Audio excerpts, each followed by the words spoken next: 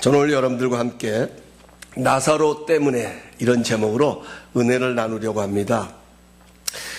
우리가 고린도후서 3장에 가서 보면 하나님께서는 여러분과 저를 향하여서 너희는 그리스도의 편지라고 말합니다. 여러분, 편지가 어떤 기능을 합니까? 편지는 전달하는 그런 능력이 있습니다. 우리는 편지를 통해서 나의 사랑을 표현하기도 하고 우리의 마음과 우리의 생각을 전달하기도 합니다. 너희는 그리스도의 편지라는 이 말은 주님은 여러분과 저를 통해 하나님의 사랑과 하나님의 마음과 하나님의 뜻을 저 세상에 전달하기를 원하신다는 것입니다. 또 고린도후서 2장에 가서 보면 우리는 구원받은 자나 멸망하는 자에게 하나님 앞에서 그리스도의 향기니라 이렇게 말을 합니다. 여기 향기라는 말을 영어 NIV 성경은 프레그랜스라는 말보다는 아로마라는 이 단어를 사용했습니다. 물론 둘 다 똑같이 향기라는 뜻을 담고 있지만 이 프레그랜스보다도 아로마가 조금 더 강조된 단어입니다. 같은 향기지만 기분 좋은 향기, 이것이 아로마입니다. 또 이 아로마라는 뜻의 의미에는 디렉션, 길을 가리키는 어떤 방향을 가리키는 의미도 담고 있습니다.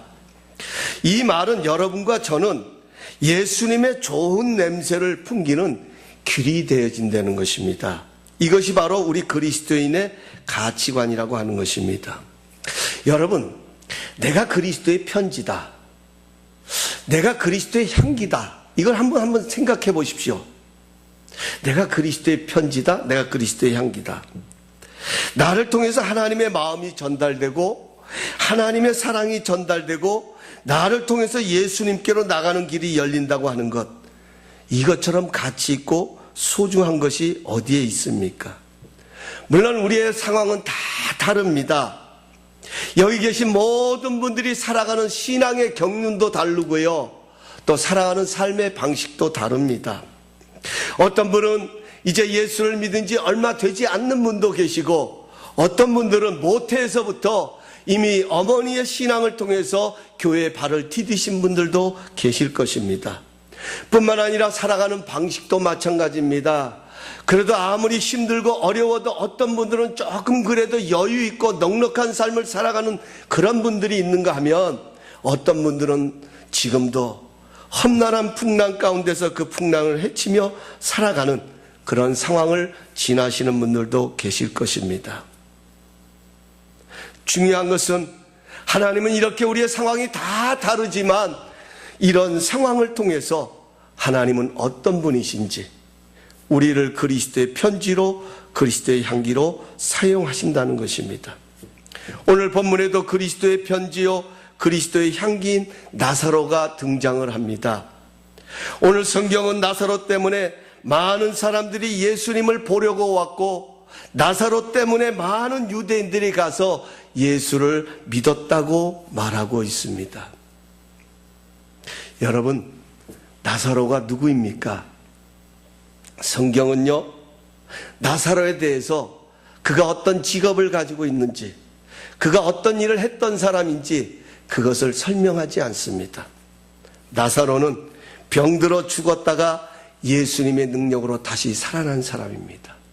이것이 바로 성경이 나사로를 표현하는 인포메이션입니다. 이것이 그의 전부입니다. 성경은 더 이상 나사로에 대해서 거론한 것이 없습니다. 나사로는 병들어 죽은 사람입니다. 인생의 연수를 다하고 죽은 것이 아니라 젊은 나이에 병들어 죽은 것입니다. 예수님께서 나사로의 무덤을 찾아오셔서 나사로를 어디에 두었느냐고 물었을 때에 마르다는 이미 죽은 지가 나흘이 되어 냄새가 난다라고 예수님께 말했습니다. 이 말은 이미 늦었다라는 것입니다. 이제 예수님이 오셔도 이미 냄새가 나서 송장이 되었기 때문에 더 이상 살아날 가망이 없다는 것입니다. 이처럼 나사로는 그의 가족들까지도 포기할 만큼 죽음에 이르렀던 사람입니다. 이런 나사로를 예수님이 살리셨습니다. 요한복음 1장 1절부터 4절은 나사로를 살리신 예수님에 대하여 이렇게 소개합니다. 제가 우리말 성경으로 읽어드리겠습니다. 태초에 말씀이 계셨습니다. 그 말씀은 하나님과 함께 하셨고 그 말씀은 하나님이셨습니다. 그분은 태초에 하나님과 함께 계셨습니다. 모든 것이 그분을 통해 지음을 받았고 그분이 없이 된 것은 아무것도 없습니다. 그분 안에는 생명이 있었습니다. 그 생명은 사람들의 빛이었습니다. 예수님은 말씀이 육신이 되신 분입니다. 말씀으로 모든 세계를 지으시고 다스리시는 생명의 빛이신 예수님께서 나사로의 무덤을 향하여서 나사로야 나오라고 큰 목소리로 외칠 때에 나사로가 얼굴은 수건에 쌓인 채로 손과 발은 배로 동동 온몸이 감긴 채로 그 무덤에서 나왔습니다. 이미 그곳에는 많은 사람들이 있었습니다. 이미 4일이 지나서 냄새가 나는 상황에서 그것도 많은 조문객들이 지켜보는 가운데서 예수님은 말씀으로 나사로를 살려내셨습니다. 여러분, 이 상황을 지켜본 모든 사람들, 누가 그 상황을 부인할 수 있겠습니까? 자신들이 보는 앞에서 말씀으로 나사로를 살리신 그 장면을 목격한 모든 사람들은 놀라움을 금할 수가 없었습니다. 그래서 입에서 입으로 소문이 급속도로 퍼져 나갔습니다. 결국 나사로의 죽음과 나사로의 다시 살아나는 이 역사는 예수님이 어떤 분이신지, 예수님이 전능하신 하나님의 아들이심을 나타내고 증거하는 그리스도의 편지고 향기가 되었던 것입니다. 여기서 우리가 명심해야 될 것은 나사로가 그리스도의 편지가 되고 그리스도의 향기가 된 것은 결단코 그의 능력도 아니고 그의 공로도 아닙니다. 포기하지 아니하시고 가족들도 이미 끝났습니다. 이미 냄새가 납니다. 더 이상 이제는 가망이 없습니다. 예수님조차도 어떻게 하실 수 없습니다라고까지 포기한 그런 상황이지만 포기하지 않으시고 끝까지 나사로를 사랑하신 예수님의 사랑하심 밖에 없었습니다. 여러분, 이런 나사로의 모습이 바로 우리의 모습입니다. 성경은 우리를 가리켜 죄와 허물로 죽었던 자라고 말합니다. 마치 가지가 나무에서 떨어져 나가는 순간부터 모양은 살아있지만 생명이 떠나는 것처럼 하나님을 떠나 살아가던 우리의 모습을 죽은 자라고 말합니다. 그러나 긍휼에 풍성하신 하나님의 사랑하심이 죄로 인하여 죽었던 우리를 그리스도와 함께 다시 살리셨습니다.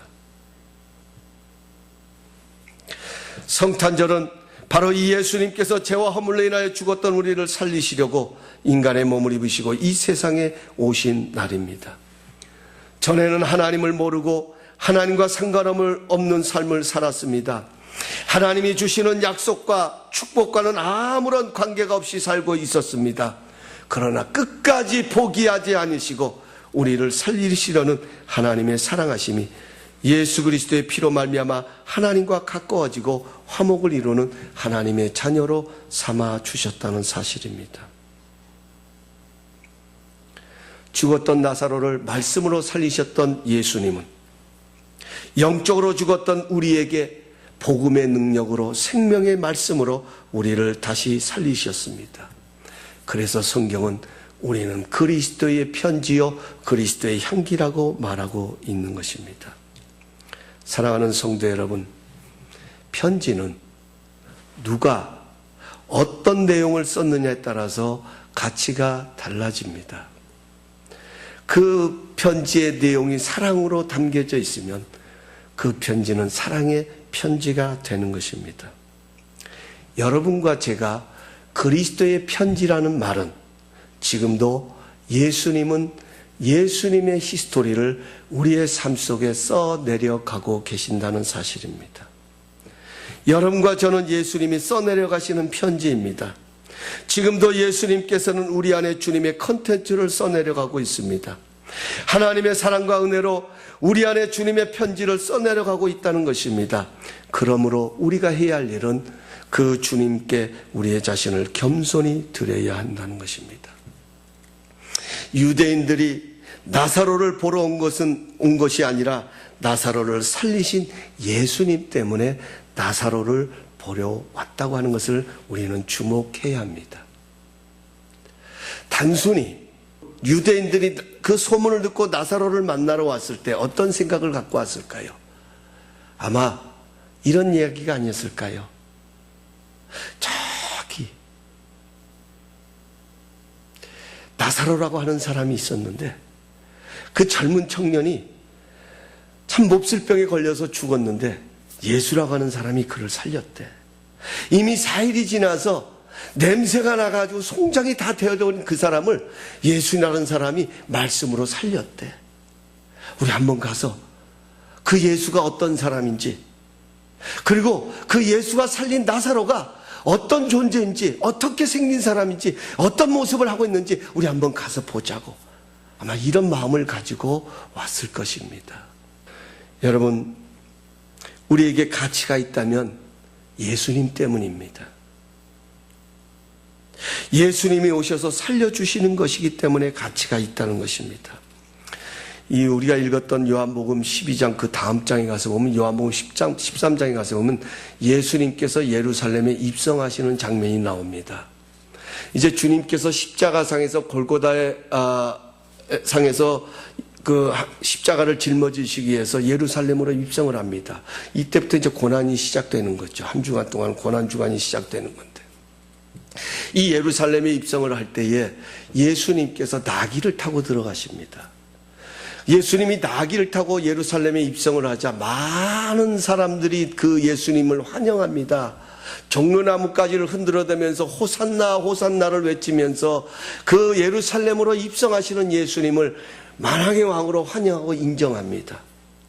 그때 나귀가, 예수님을 등에 태우고 가는 나귀가, 여러분, 자신을 환영하고 예수님을 환영하는 그 호산나를 외치는 그 많은 무리들을 보면서 여러분, 만약에 착각을 한다면, 이렇게 생각한다면 어떻게 되겠어요? 이 사람들 봐라. 왜 이렇게 나를 환영하는가? 내가 그렇게 존귀한 존재인가? 야, 내가 이렇게 대단한 사람인가? 이렇게 생각을 한다고 하면 그것은 분명히 잘못된 것입니다. 오늘 이 예루살렘에 있는 사람들이 환영을 받는 것은 예수님 때문이죠. 자신이 지금 모시고 자신이 지금 태우고 가는 그 예수님 때문에 이 많은 무리들이 환영을 하고 있다는 것입니다. 예수님을 모시고 가기 때문에 가치가 있다는 것입니다. 여러분, 우리의 삶이 바로 이런 거 아니겠습니까?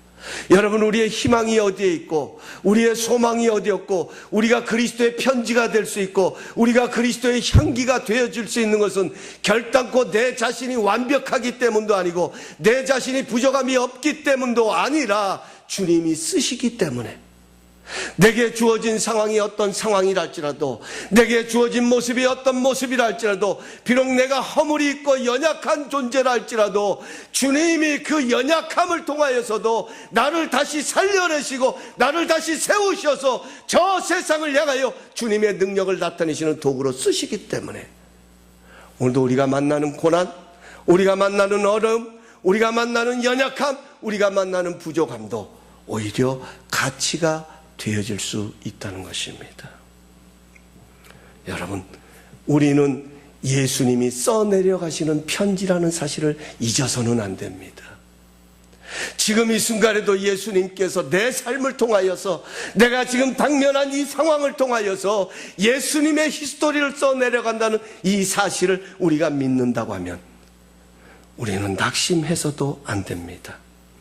능력이 없고 가진 것이 부족해도 예수님이 쓰시기 때문에 가치가 있고 소중한 것입니다. 부족하지만 예수님의 생명을 써내려 가시기 때문에 우리는 소중하고 귀중한 것입니다. 그러므로 우리는 너무 우리 자신을 하찮은 존재로 비하시킬 것이 아니라, 상황을 보면서 너무나도 우리 자신을 별 볼 일 없는 그런 존재로 여길 것이 아니라, 오히려 그러면 그럴수록 주님이 나를 사용하실 수 있도록 주님께 우리의 자신을 내어드려야 합니다. 이것이 바로 겸손입니다. 저는 이번에 우리 교회가 어려운 시간들을 보내면서 참 많은 은혜를 경험했습니다. 정말 힘들고 어려웠습니다. 표현은 하지 못한다 할지라도 너무나도 제 자신은 힘들었던 것 같아요. 이 사람이요, 스트레스가 쌓이면 자꾸 먹는다 그러죠. 제가 요즘 배가 나와가지고 뭐 잘 먹은 것도 없습니다. 그런데 앉으면 군것질하는 거예요. 요즘은 얼마나 이 몸이 무거운지 모르겠어요.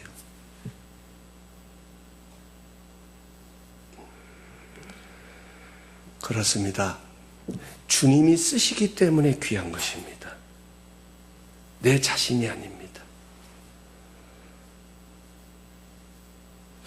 또 오늘 여기 10절에 가서 보면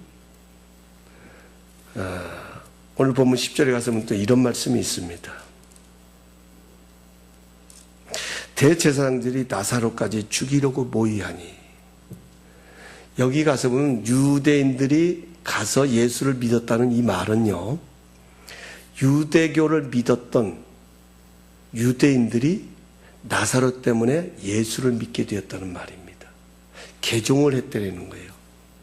그러니까 대제사장들의 입장에서는, 우리가 11장에 가서 보면 이런 장면이 있습니다. 죽었던 나사로가 다시 살아나자 이 제사장들이 모여서 어떻게 저 예수를 잡아 죽일 것인가를 모의하는 장면이 11장에 나옵니다.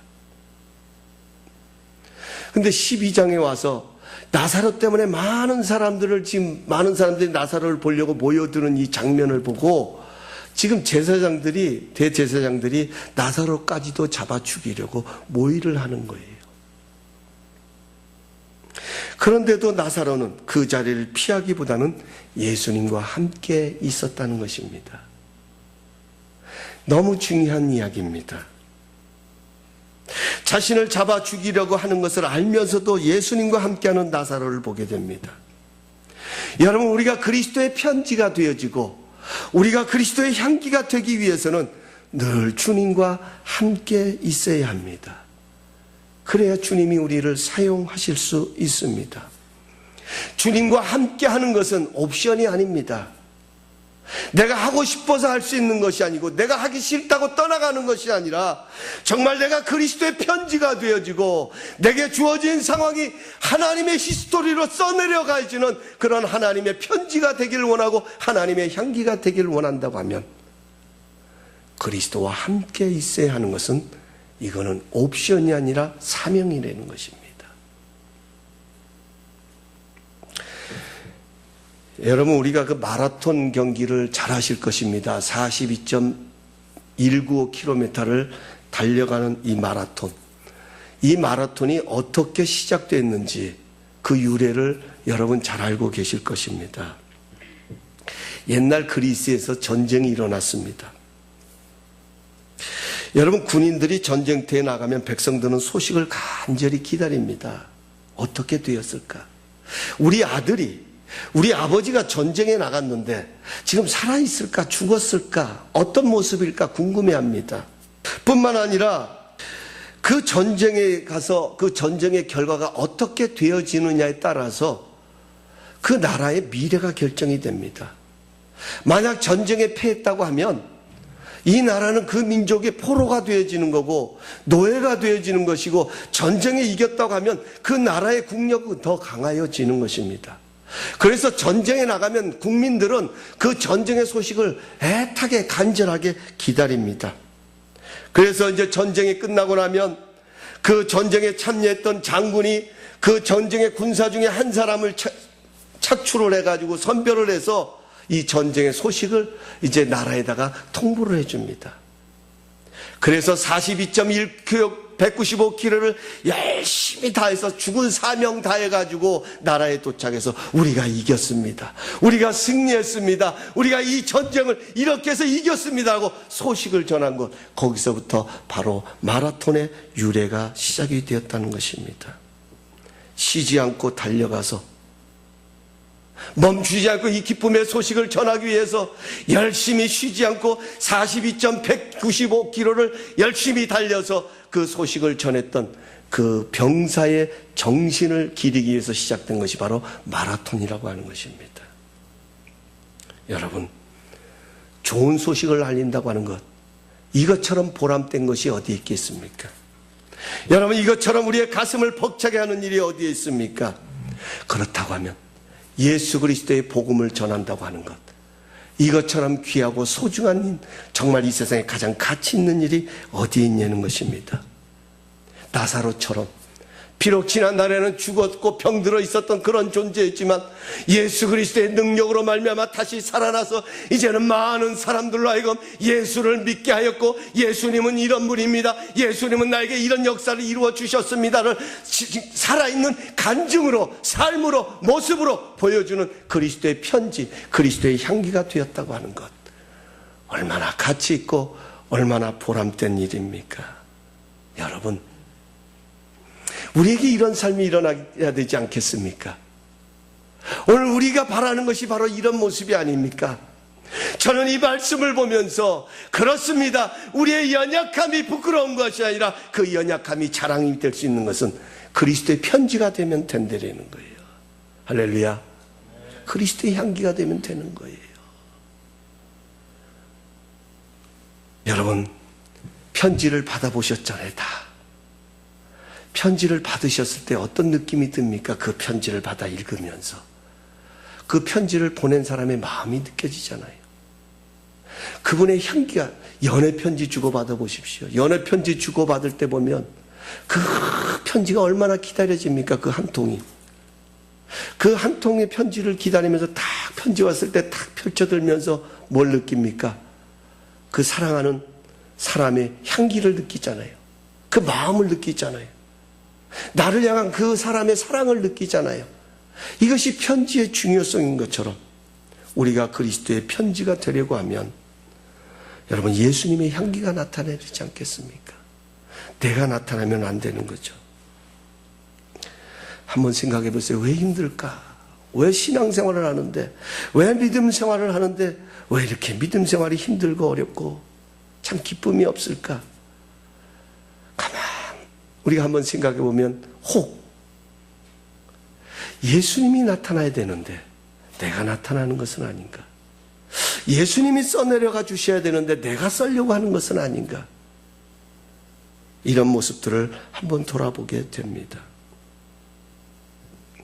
예수님의 향기가 있고 예수님의 컨텐츠가 있고 예수님의 마음이 있으면 내가 좀 부족하고 실수가 있더라도 그 예수님의 향기가 비춰질 때 사람의 마음의 문들이 열리는 거겠죠. 여기 있는 김 목사, 저는 이 말씀을 제 자신을 돌아봤어요. 제가 얼마나 부족하고 얼마나 별 볼 일 없습니까? 그럼에도 불구하고 이렇게 부족한 것 가운데서도 예수님이 나를 그리스도의 편지로 여기셔서 그리스도의 향기로 삼으셔서 지금 나를 통해서 예수님의 히스토리를 써내려간다고 하면 그 부족함이 중요한 것이 아니라 오히려 그 부족함보다도 그 부족함을 사용하셔서 연약한 자를 통하여 강한 자를 부끄럽게 하시는 그 하나님의 역사하심이 드러난다고 하면 여러분, 바로 그 향기가 많은 사람들의 마음의 문을 열게 되는 것이라는 거예요. 내가 중요한 것이 아니라 나를 쓰시는 주님이 중요한 것입니다. 그러기 위해서는 우리가 주님과 동행해야 합니다. 주님과 동행한다는 것은 말씀과 기도를 가리키는 것입니다. 우리는 말씀을 통해서, 기도를 통해서 주님과 동행하게 됩니다. 주님과 동행하기 위해서는 말씀과 기도의 시간을 늘려야 합니다. 말씀이 들어가야 사는 것입니다. 무덤에서 죽은 나사로가 어떻게 예수님의 음성을 들을 수 있었겠습니까? 여러분, 나사로가 죽었는데 어떻게 예수님의 음성을 들어요? 예수님이 살려놓고 나서 한 반쯤 어느 정도 정신이 좀 들어오게 한 다음에 나사로야 나오라고 예수님이 외쳤겠습니까? 여러분, 죽은 사람이 어떻게 들을 수 있냐는 거예요. 여러분, 예수님의 말씀은 생명이 있습니다.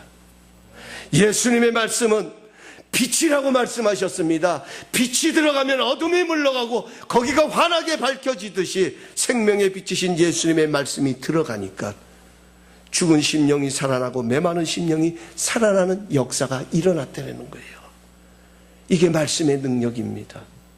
여러분, 우리의 영혼이 항상 기쁘기 때문에 우리의 믿음의 생활이 기쁜 게 아니잖아요. 삶에 나가 살다 보면 이런 상황에 부딪히고 저런 상황에 부딪혀서 때로는 지치고 낙심될 때도 있지만, 하나님의 말씀은 생명의 말씀입니다. 죽은 자도 살려내는 능력의 말씀입니다. 우리의 혼과 영과 골수를 쪼개고도 남을 믿는 그런 살아계신 하나님의 말씀이라고 하는데, 그 말씀이 오늘도 우리의 심령에 들려질 때에, 우리의 마음에 들려질 때에 그 말씀이 우리를 살려내는 역사가 일어난다는 거예요.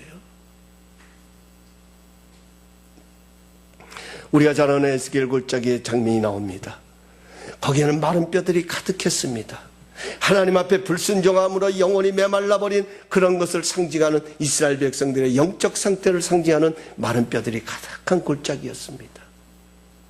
저는 그 말씀을 읽을 때마다 얼마나 감동이 되는지 몰라요. 하나님께서 에스겔에게 나타나셨습니다. 그리고 물으시는 거예요. 그를 데리고 가셨더니 보여주시면서 이 뼈들이 능히 살겠느냐? 여러분, 이 하나님의 질문이 우리의 질문 아닙니까? 여러분, 우리의 마음이 아닙니까? 메말라 있는 상황, 일어나서 움직여야 되는데 주저앉아 있는 이 상황 볼 때에 우리는 어떤 질문을 합니까? 과연 내가 살아날 수 있을까? 과연 여기 회복이 일어날 수 있을까? 과연 이것이 다시금 일어나서 생동감 넘치는 그러한 군대를 이룰 수 있을까? 이거 여러분, 우리의 마음 아닙니까? 그 하나님이 물으시는 거예요. 에스겔은 무슨 대답을 할 수가 없었습니다. 그가 할 수 있는 말은 한마디: 주님이 하십니다. 하나님이 하실 수 있습니다. 여러분, 그때 하나님께서 뭐라고 말씀하십니까? 에스겔에게 너는 대언하여 생기가 들어오게 하라고 말합니다. 이 대언이 무엇입니까? 하나님의 말씀을 선포할 때에 하나님의 생기가 들어왔다는 거예요. 그 하나님의 생기가 불어오게 되었을 때에 그 마른 뼈들이, 흩어져 있던 그 뼈들이 서로 나디마다 연결되는 역사가 일어났습니다. 하나님의 말씀이 선포가 되어졌을 때에 그 살이 덮여지는 역사가 일어납니다.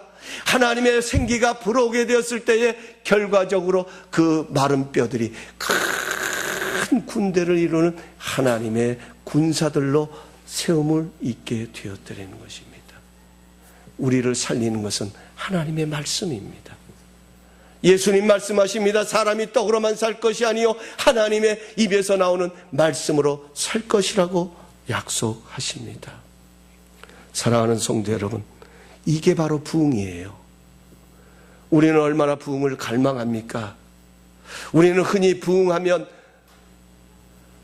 교회 숫자가 100명이던 교회가 200명이 되고 1000명이 되고 10,000명이 되는 것, 이것을 부흥이라고 이야기합니다. 물론 틀린 말은 아닙니다. 그러나 엄밀히 말하면 이것은 부흥이라는 표현보다는 성장이라는 표현이 더 맞습니다. 부흥이란 말은 원어적으로 가서 보면 영어로 리바이벌이라는 단어를 씁니다. 재생하다, 다시 살아나다, 회복하다 하는 뜻을 담고 있죠. 여러분, 부흥은 어떻게 일어납니까? 부흥은 하나님이 말씀으로 우리를 찾아오셔서 우리 안에 있어야 할 것을 채워주시고 있어서는 안 될 것을 제어해 주실 때에 일어나는 현상이 바로 부흥이라는 거예요. 여러분, 우리 교회는 부흥하며 성장하는 교회가 되어야 합니다. 그래야 그리스도의 편지가 되고 향기가 됩니다. 부흥의 결과는 반드시 성장입니다. 나사렛 때문에 많은 유대인들이 예수님을 보러 오려고, 나사렛 때문에 많은 유대인들이 가서 예수님을 믿었던 것처럼 우리 한 사람 한 사람이 부흥을 경험할 때에 그리스도의 편지가 되고 향기가 되어 나 때문에 많은 사람들이 예수를 믿게 되는 역사가 있게 됩니다. 나 때문에 예수를 보려고 나오는 그런 역사가 일어나게 되는 것입니다. 할렐루야. 기분 나쁘세요? 저는 이 말씀을 준비하면서 우리 성도님들의 한 분 한 분의 얼굴을 떠올려 보면서 저의 시각이 아닌 하나님의 마음을 구했습니다. 여러분, 하나님께서 우리 모두를 이렇게 바라보고 계시더라고요. 그리스도의 편지로, 그리스도의 향기로,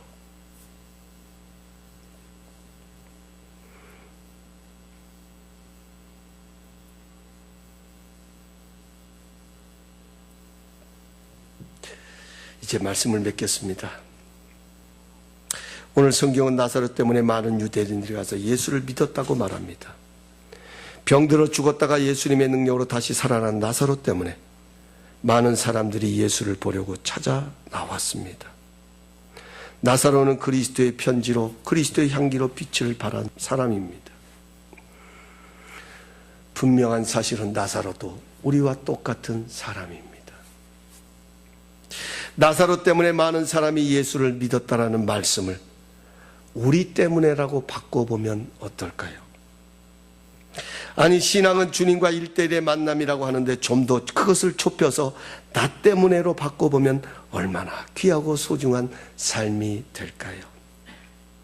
하나님은 여러분과 저를 그리스도의 편지로, 그리스도의 향기로 사용하시기를 기뻐하십니다. 하나님은 지금도 우리의 삶에 주님의 마음, 주님의 사랑을 담으셔서 하나님이 어떤 분이신지를 전하시기를 원하십니다. 나 한 사람 때문에 많은 사람이 웃을 수 있습니다. 나 한 사람 때문에 많은 사람이 복을 받을 수 있습니다. 나 한 사람의 기도 때문에 우리 교회가, 우리의 가정이, 우리의 이웃이 힘을 얻을 수 있습니다. 나 한 사람 때문에 울 수도 있고 살아날 수도 있습니다.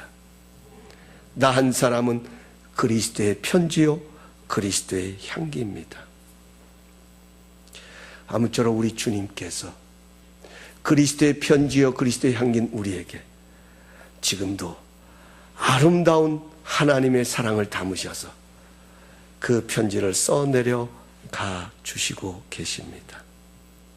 바라옵기는 늘 우리가 그 주님과 동행하고 늘 그 주님과 함께하기를 기뻐하셔서 하나님의 말씀으로 내 안을 채우고 기도로 그 주님을 더 붙들고 의지하심으로 말미암아서 우리의 삶이, 우리의 상황이, 우리의 처해 있는 지금의 모습이 저 세상을 향하여 하나님이 어떤 분이신가를 드러내고 나타낼 수 있는 그리스도의 편지, 그리스도의 향기가 되어주시는 그런 복 있는 우리 모든 성도님들, 또 우리 교회가 될 수 있기를 예수님의 이름으로 간절히 축복합니다. 간절히 소원합니다. 여러분에게 그런 은혜가 함께 하시기를 주님의 이름으로 축복합니다.